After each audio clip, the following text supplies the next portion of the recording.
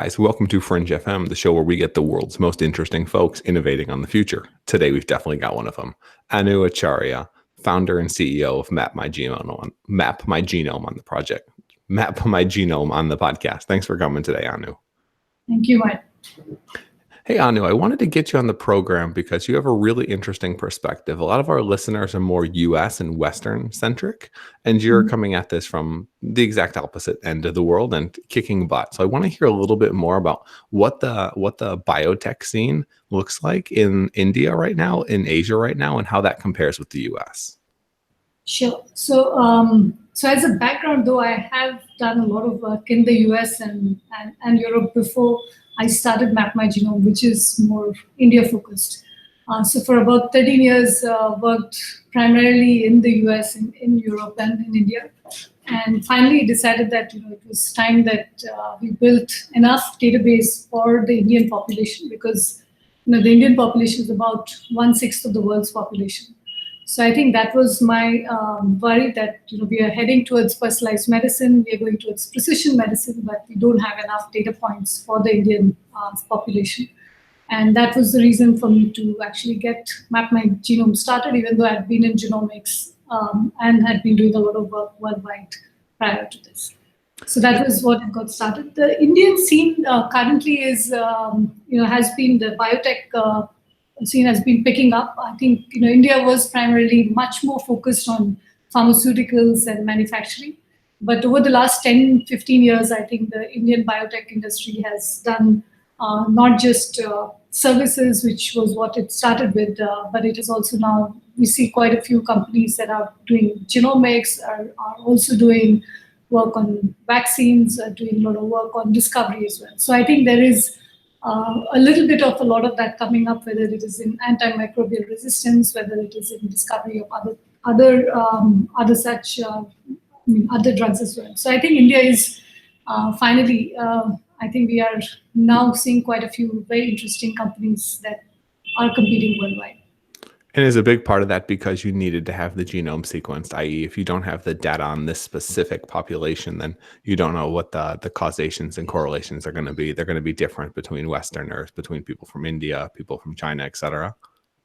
Correct. So I think some of it is the genome, but the other is also, I think, the evolution of the ecosystem in general, right? So I think, having, a lot of people who were in the US or Europe have also come back to India. So I think it is also the development of talent pool, it is also the data, and it's also availability of whether it is capital or talent. So I think it's a combination of all of that. How would you compare India's scene to China's scene right now? I know China's moving very quickly and has a lot less regulations than, say, the US. So I think, I guess China has, at least on the genomic side, did start off earlier. We had a lot more, we saw a lot of sequencing done as a service provider from companies like BGI. But I think today, I think India has also, we also have a lot of companies that are doing genomics. I think we started actually much before BGI as well. So I think there are a few companies that started in India. So I think the number of companies are still lesser versus China. I think China has done a fantastic job in a few areas, whether it's in manufacturing or otherwise. So there are different areas that companies in the US and India are working on. But ultimately, I think, finally, I think in the biotech space, it will be about making sure there is enough data for each population. There is also the developing solutions for the country, as well as for us, for instance, making sure that if we are going towards that space, that we have data that other pharmaceutical companies can also use. What about in terms of regulation? Do you think countries with less regulation will ultimately pull ahead? I don't think. I think regulation, especially in life sciences, is necessary, but regulation has to be up to speed with what innovation is. And I think that's usually the hard part, because you constantly see newer companies coming up with newer and innovative ideas, but regulation typically lags behind. So I think that's the challenge. But if we did have regulation, I think then it can be fairly dangerous as well. So I think there is a need for regulation, but there is a need also for the regulation to be up to speed with what innovators are doing today. And I think whether it's worldwide that there is a lag, I think it's a question of each individual government trying to speed up that process. So you need to have some regulation in place, especially in biotech. What's the best way for government to stay up to speed? Because biotech is moving just ridiculously fast. We're much faster than Moore's law at this point. Can you talk a little bit about the speed and then how we could possibly handle that? I think it's possible. I think if governments got more of the industry involved, and I think there is a lot of that happening in the last few years. So we are seeing that industry has been consulted on variety of different locations. But I think as industry, we also need to make sure that we can actually do something to speed that up, because we do have our own day-to-day jobs. So if you don't have enough people who are devoting time to making sure that regulation is up to speed. So I think one is that there is a need from a government perspective to reach out to us, which they are.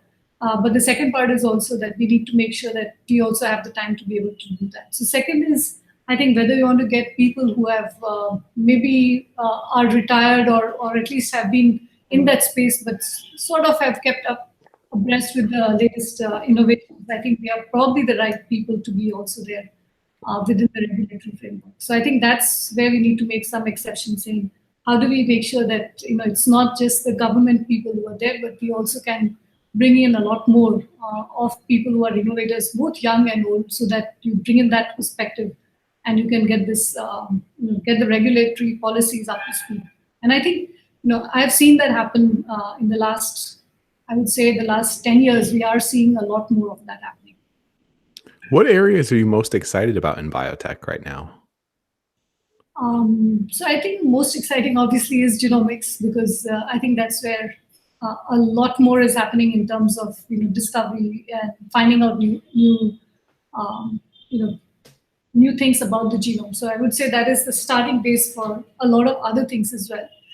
But if you're looking at what's happening in India, I think we are seeing a lot of people working on vaccines, on antimicrobial resistance, on many other parts. So I think those are the areas that are currently in demand because of what is required to. Where are we at right now with sequencing cost? I know the human genome was a billion plus. It took 13-ish years. And now today we're down to where? Where will we be in the future as well?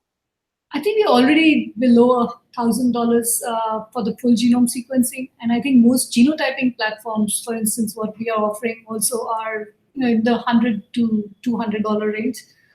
So I would say that in some people also, there are also some tests that are available for less than $100. So I think we are getting there. I think we are also starting to see that we are evaluating a couple of other newer technologies that are, in the $600 to $700 range for the whole genome. So I would say that in the next 3-4 years, I would assume that the sequencing cost will probably come down to about $300 to $400 for the full sequencing, which is a huge drop even from where we are today.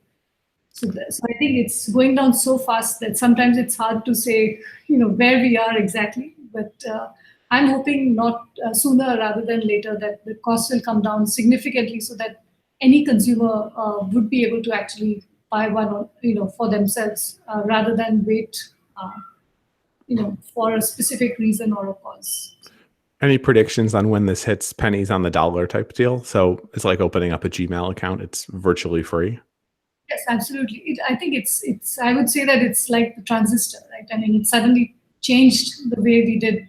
We looked at devices, we looked at everything. So I think it's the same thing. I think sequencing costs will come down so dramatically low that it will not be. I mean, I think most people make decisions based on the cost, but I think that would be a that would be a non-issue at that point.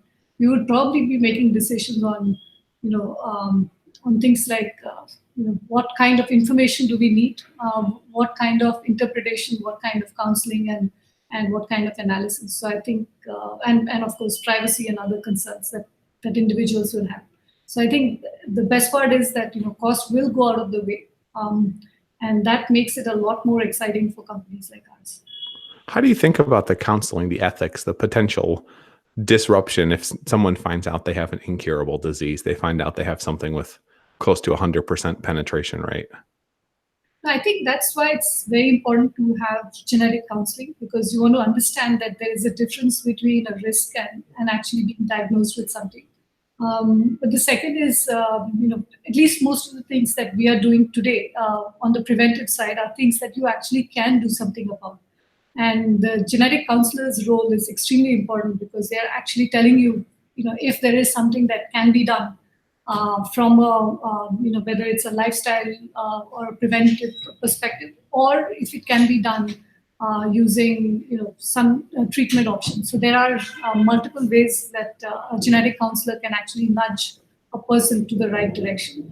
But if not prevention, I think what a genetic counselor also does is to make sure that they can tell them about screening options and early treatment options as well.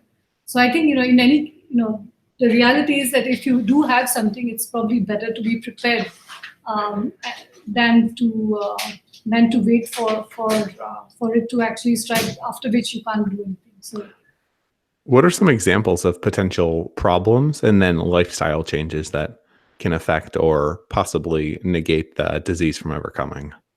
So I think, most diseases, whether it's diabetes or cardiovascular or otherwise, I think are preventable. So I think 80% of cardiovascular diseases are preventable. Diabetes is preventable up to 60% and so on. So I think most of what a genetic counselor would give would be to actually tell them what specific interventions can be taken by the individuals. So we've seen and we published a lot of case studies on how actually consumers have actually done that. We've also seen a lot of people actually change medication. I mean, the doctor changes the medication for them, for instance. So my mom's medication was changed. She was found to be a poor responder to metformin, which is a very common diabetes drug. And when I saw her report and I showed it to her doctor, doctor realized she would be a poor responder and changed her medication. So I think we are seeing some very specific changes, whether it is in terms of saying, can we change the medication for someone who's already suffering versus actually telling them what they can do in terms of their own lifestyle changes. So, I mean, I've also been following my own, what my genetic counselor told me in terms of changing my own lifestyle. So I think that's part of what is there. And I think if more people did that, there would be much fewer people falling sick. And I think there would be more people living a lot more healthier lives.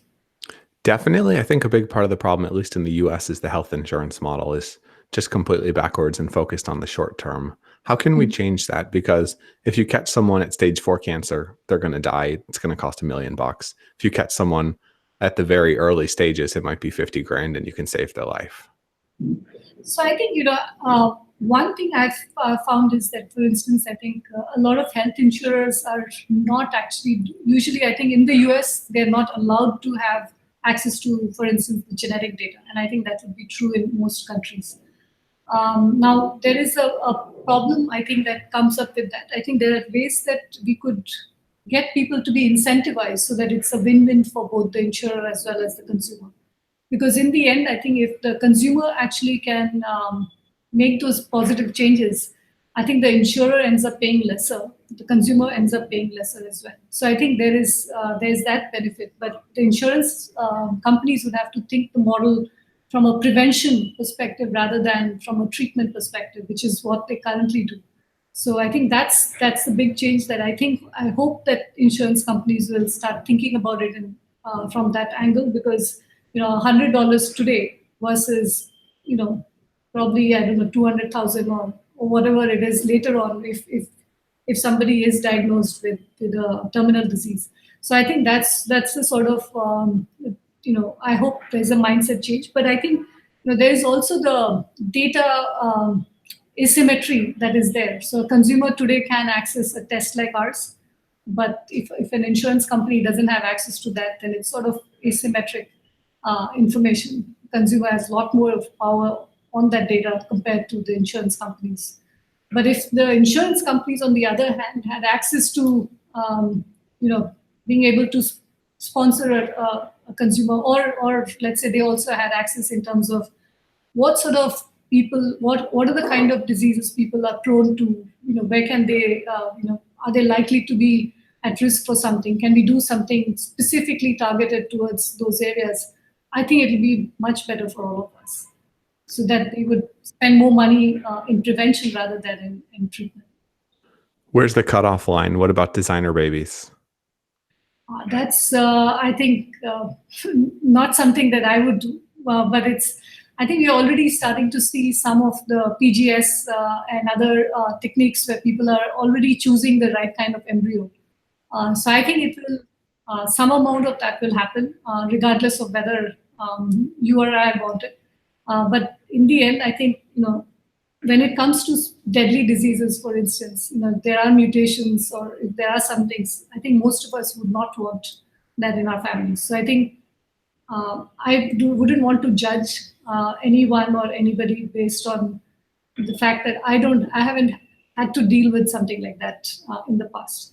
But when it comes to designer babies, just for looks or otherwise, I think that should be something that regulators can take note and decide if that's something we want for mankind.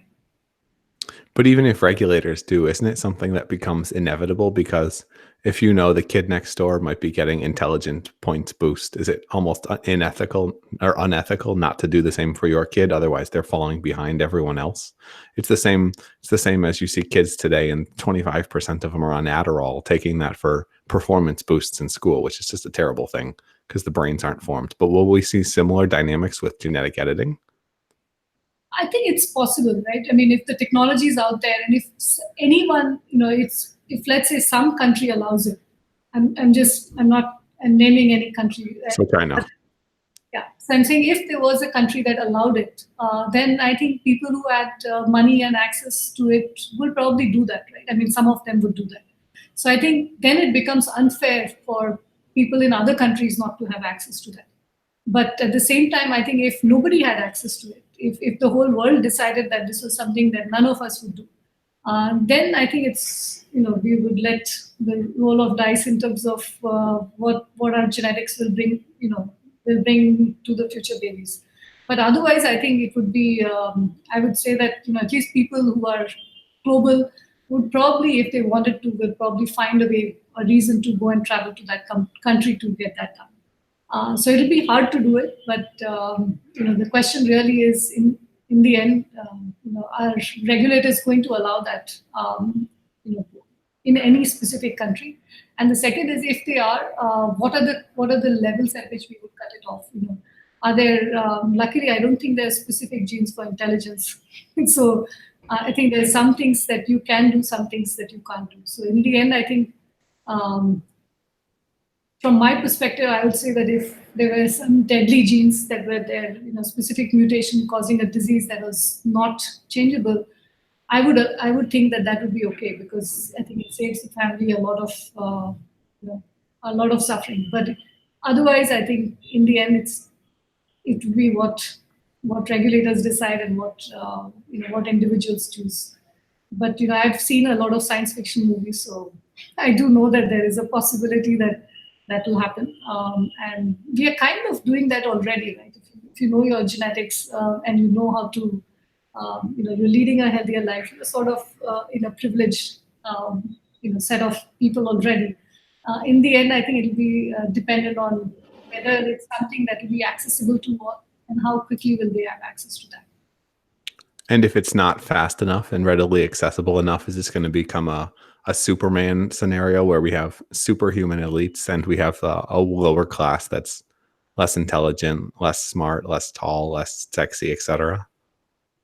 Probably. I mean, it depends, right? I mean, so for instance, I think today in the Olympics, we do a test for whether this person had a drug test and so on, right? So if that was allowed, I think every athlete would probably do something like that, right? So the question is that, are you testing for human ability? Are you testing for humans that have been changed? In which case we'll go to a Gattaca world. But even there we saw that mind does have, you can potentially still do things even if you're genes didn't say that. So I would say that there is a possibility, but I would hope that we wouldn't get to that world. At least I would hope that if genetics can be used, it can be used for the good, for making sure that we can, one, understand diseases, what genes cause diseases, and if we can sort of allow consumers to understand if that risk is passed on to their future generations and how they can avoid, if they want to avoid that. So currently, I think it's an individual choice, and I hope that we'll just get to a point where the cost will not be an issue, that they can still have the power of the information. But editing genes, I think, is still something that I'm personally not, in favor of doing for any baby. But that's, if it does come, I think there will be people who will misuse it. Just like today, I think most people who are in developed countries or who have access to money probably get better healthcare, end up doing, a lot of things better than maybe someone who's famished, hasn't got enough nutrition. So in some ways, that disparity already exists. So this would just make it a lot more wider, but I think that would still happen. So whether it is everybody having access to that technology, I doubt whether we'll get to that world where everybody has access to everything at the same time. Yeah, it'll be something where the super rich subsidize it. They pay the expensive amounts to buy the Tesla. The next Tesla comes out cheaper, and the next one comes out cheaper, because that's just the law of economics, essentially. So I want to transition a little bit. You brought up earlier, we haven't found a specific gene for intelligence. So my question is, how many genes do we have roughly in the human body, and how do we figure out the correlations between what these genes actually mean? We have so many of them. How do we know what means what, and if we're sure? So there are about 30,000 genes, but I think the way they have currently done a lot of correlations of these genes have been done through what we call as the Genome-Wide association study. So you would look at large number of people potentially affected by the same condition, right? So if you looked at, let's say, diabetics in an area, you looked at people, thousands and thousands of people, and then you find that there are some number of genes that you find that there are that are the same for all of these, right? So in some form, in a very simplified form. So you would then find those markers that are sort of correlated to these conditions. And you would do that for every other condition that is there. So for instance, you would look at things like your muscle performance. You would look at athletes that have the fast twitch muscle. So, but you'd have to look at very large data sets so that statistically it makes sense. In the end, I think that's what makes the difference, that you have large enough sample sets for you to be able to make those correlations correctly.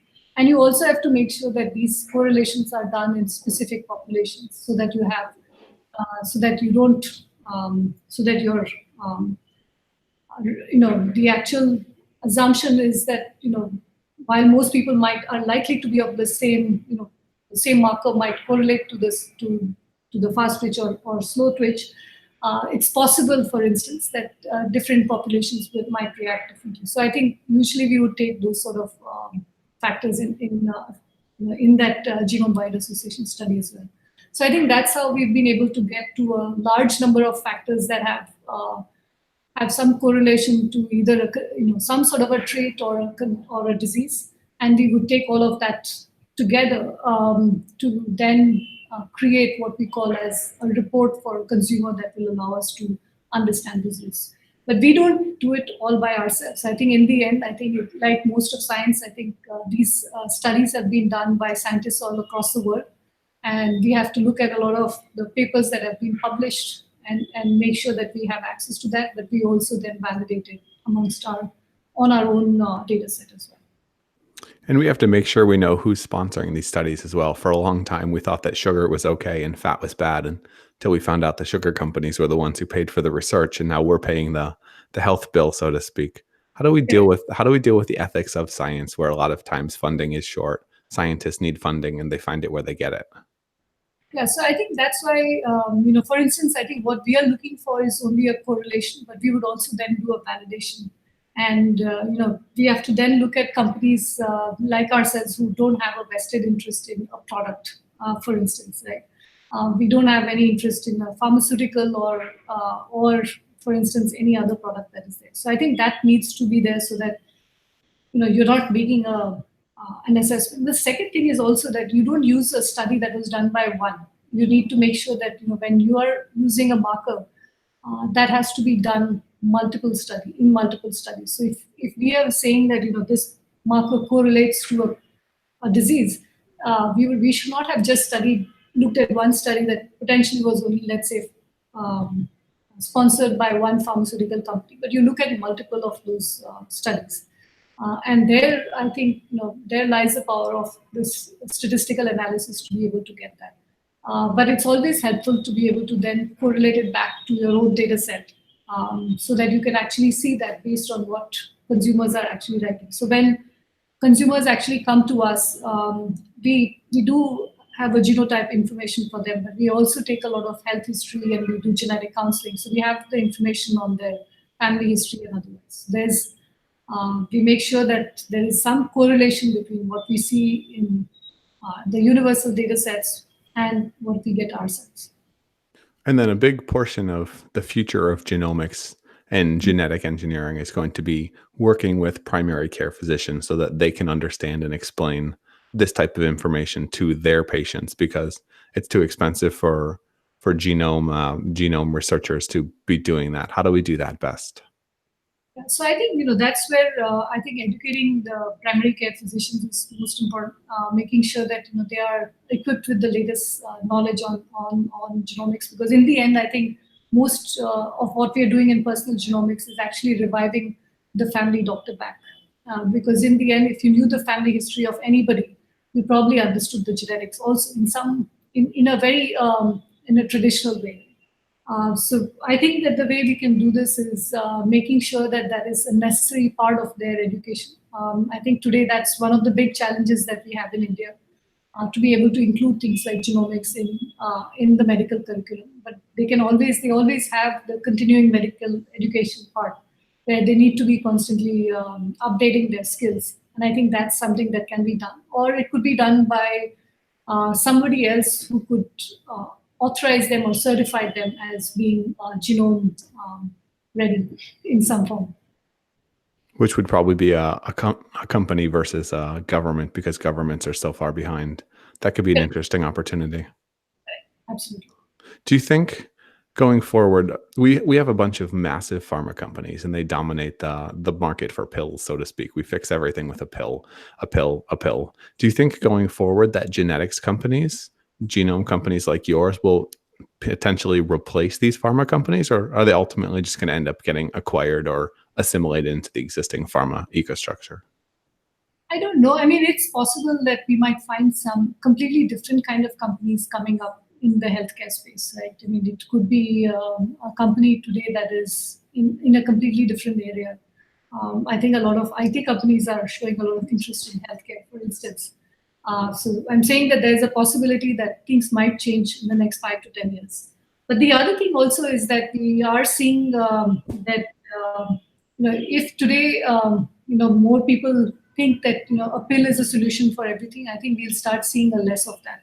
I think we're already seeing a lot more people going to gyms, a lot more people understanding that nutrition is something real, that it's not something that you do when you're really obese and you have to really lose weight, but it's also something that you would do otherwise to make sure that your health is, you are healthier than what you could have done yourself. So I think creating like a health score for an individual, allowing the individuals to be able to understand what they can do, whether it is through the means of sensors or anything else that gives the consumer that power.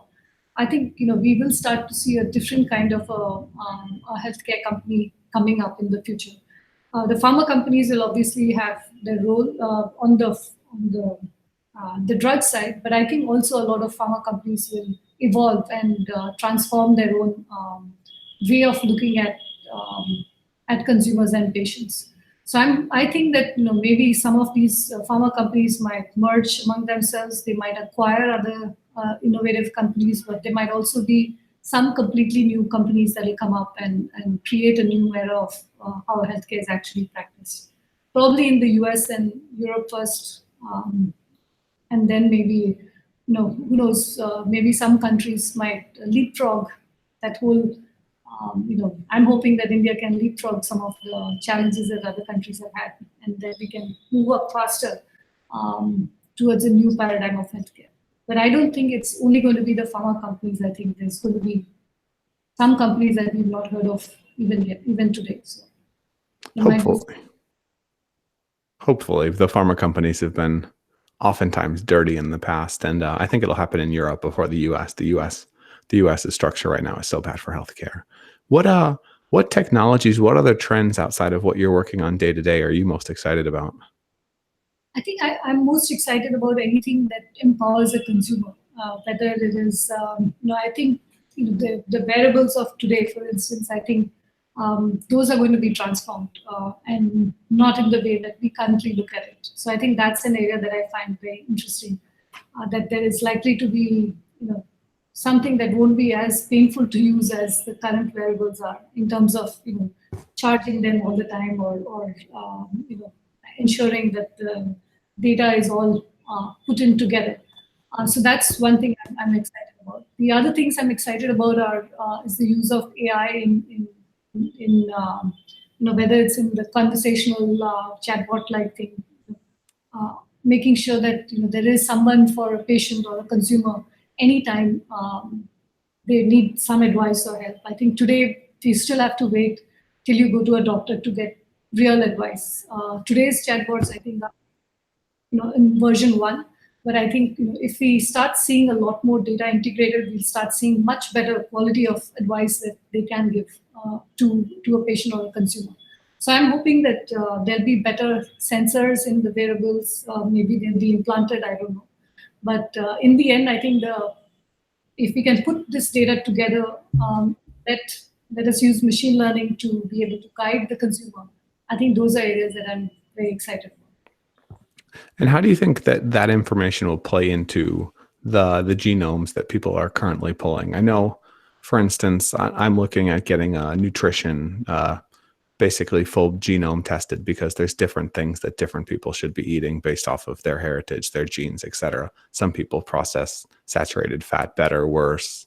How do you think about the interplay between those wearable companies, the information they're providing, and then the actual information that a company like Mapmygenome, 23andMe, et cetera, would be giving out?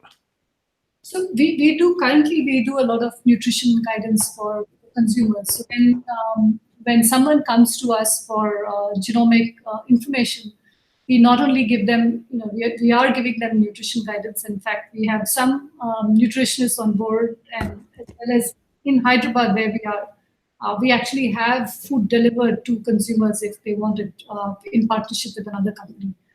So I think that's a valuable information that a consumer is getting. But if that was coupled with information on their activity, if it was coupled with information on their clinicals, and information on certain sensors that otherwise they didn't know, I think that data could be fed back to then say, maybe we need to tweak this a little bit more.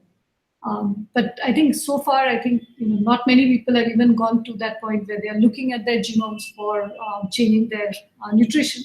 So that's a good starting point. But I think putting other information will allow us to be able to fine-tune that nutrition guidance that we are giving to consumers. What are the most cutting-edge things you're seeing in the biotech field today? So far, I think I'm hoping that we'll start seeing more interesting vaccines. I don't know too much about how on specific areas, but I think we will start seeing a lot of that.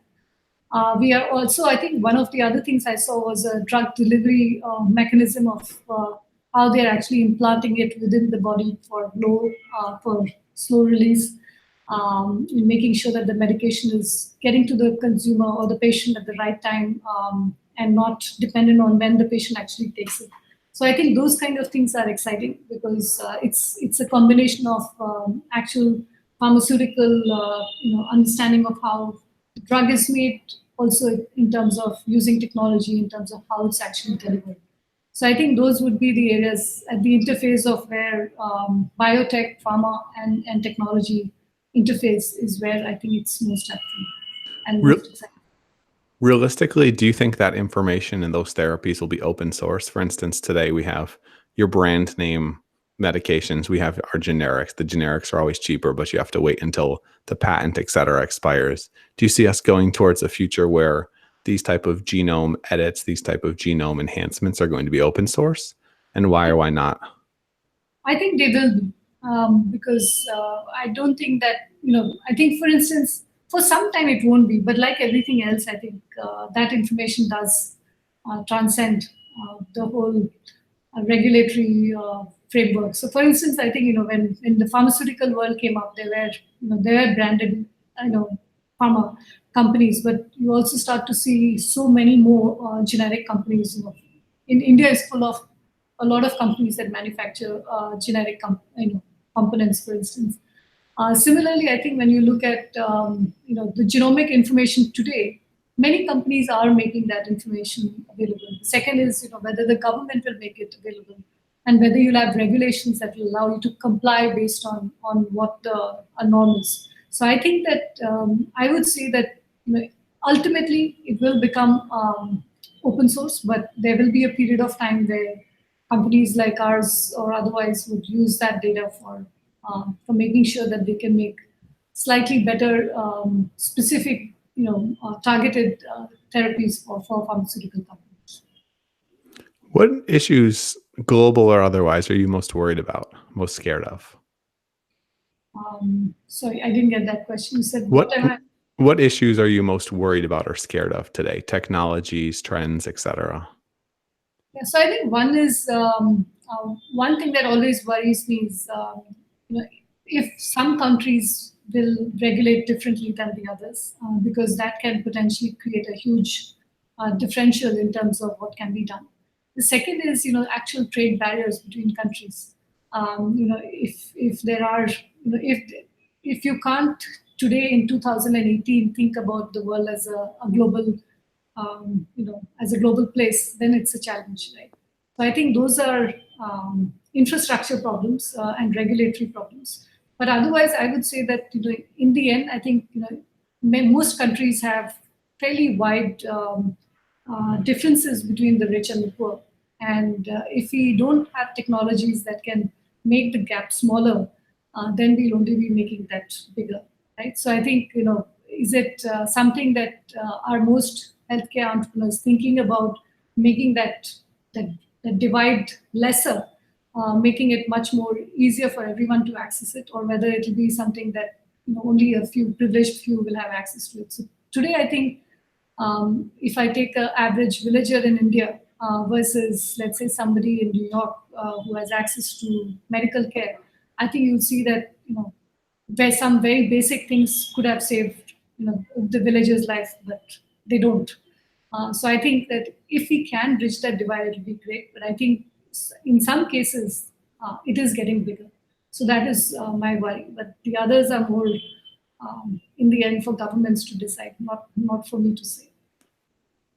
You might decide better than a lot of governments. So going forward, do you think that information from genomic tests? So I wanted to bring this up a little bit earlier, but looking at population genomics, for instance, how do we think about the ethics going forward? Because we will find information, and some of this information will not be what we want to hear, because that's the nature of differences between people.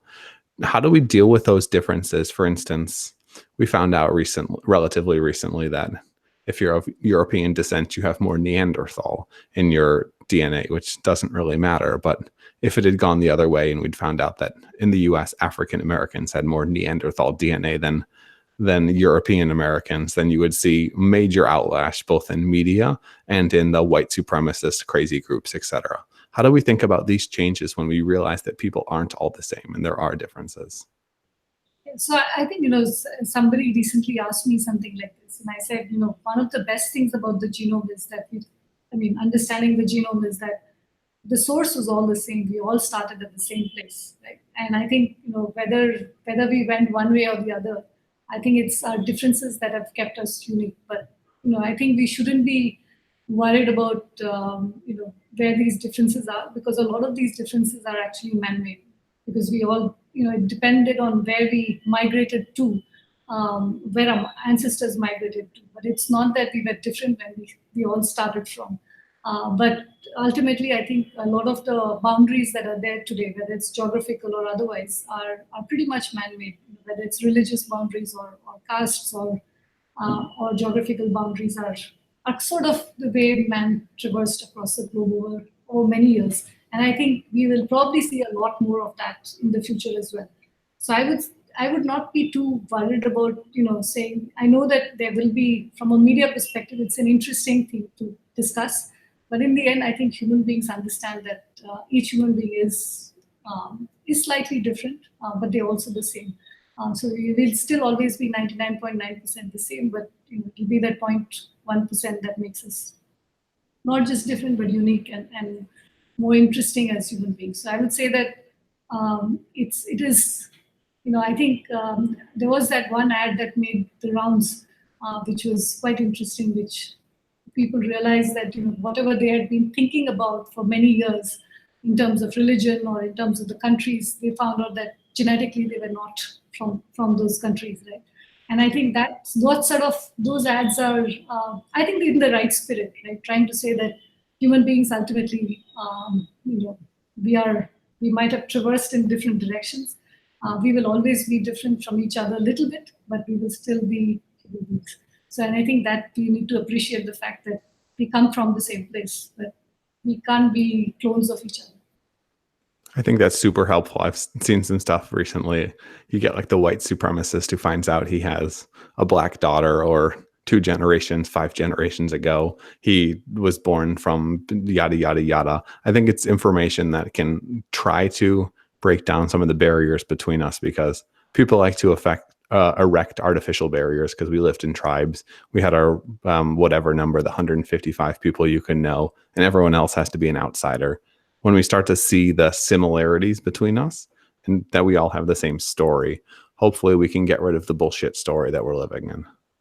Absolutely. So Anu, two last questions for you. What inspired you to study in these areas? Was there a science fiction book, something that got you nerdy and all into tech? What was it? Actually, my background is in physics. So for many years, I think that was all I wanted to do. And I went to the Indian Institute of Technology, studying physics. And then suddenly I realized that, I didn't want to do something that I would be mediocre in. So I knew that was probably not my calling after I got into what I was aspiring for many years. But the reason I got into genomics in 2000, at that point, was that I think the Human Genome Project was getting completed. But it was also something that, nothing, you didn't know much about. It was it was something that was had a lot of potential, but it was something that not much had been done. So when we did our first searches, and Google wasn't there at that point in 97, 98, we looked up on InfoSeek, we found 3 results. So we said, maybe this sounds like an interesting area to be in. So I think that was more, I kind of jumped onto it. But I think over the years, I've, having built a company that was a global company in the genomic services space, making it one of the largest, I think I started to get much more obsessed about genomics and the impact that it can have on individuals as well as on societies. So I think that's how, over the years, I started to get much more attached to the field. And I think one of the things that was driving me was that we need to make sure that this can reach the average common consumer. And so that's when Mapmygenome started in 2013 onwards. So I think for me, it has been first time. I think it was just, looks interesting. Let's jump onto it. And then at that point, I moved back to India. But over the years, I think it's about getting to know something that still has so much more potential to explore, but also very large impact that it can have. How do you explain that potential to people that don't understand? I imagine your parents probably weren't that excited that you switched from physics to something else. You kind of had the dream career. Not really. My dad actually always let me do what I wanted to do. And I remember he used to record, an interview with me every summer after school got over, he would always ask me this question: what do you want to do and why do you want to do it? And since he was a physicist, he often asked me this question: are you doing this because your dad is a physicist? And I would say, no, not at all. But in the end, I think when I told him why I wanted to do what I wanted to do, I think he was the most supportive. So I don't think my dad had an issue with it. I think they always made sure that, if we did something, that it was something that it wasn't a impulse decision, that it would be something that I would be interested and be involved in. So from my parents' side, it was never a problem. And I think my dad also progressively got interested in genomics. He passed away 4 years ago. But he always, actually, one of the reasons that I also am inspired to do something in this space was that my dad became a diabetic at the age of 40.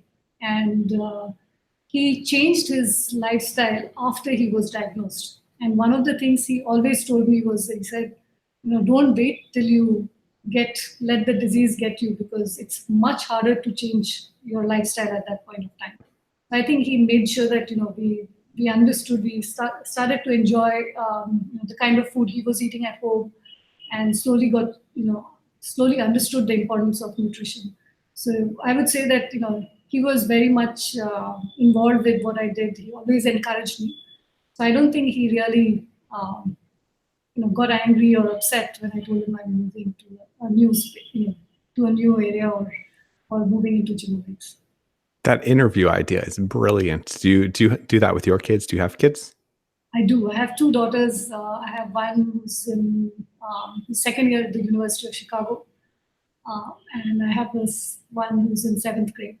So I do some of it, but I don't do it as regularly as my dad did. It's a very cool idea. I've never heard of a parent doing that, but it seems very forward thinking. It is. I think, unfortunately, it was in cassette rolls, and we are unable to find most of those today. Oh, cassettes. That's always tough. But that's either way, that's a really interesting idea. And for listeners, that might be something valuable for you and your kids. I got one last thing for you, Anu. And that's, if you had to leave people with one thing, it can be anything, a quote, a call to action, a statement, something. What would it be and why? So I would say that there is this very interesting quote that says that the doctor of the future would be the one who would tell you, not tell you what pill to take, but I'm trying to remember who it was by, but he basically said that it would be someone who would tell you how to eat and what to eat. And I'm hoping that, most people start to understand that change begins with them, and healthcare begins with them. And I hope that they understand the value of empowering themselves with that knowledge. Amen. I can agree to that. You are what you eat, and disease starts in the gut. I think one of those famous philosophers said it and somehow got it right. Thanks so much for coming on today, Anu. Where is the best place for people to find you and learn a little bit more about you and what you do? So people can find me on anu@mapmygenome.in. That's my email. I'm also fairly active on social media, so on Twitter or LinkedIn or otherwise. But anytime anyone can get onto our website, someone will be able to make sure that they can get hold of me as well. Awesome. This has been a lot of fun. Thanks for coming on. Thank you. Thanks, Matt. Bye. And thanks for tuning in, guys. Cheers.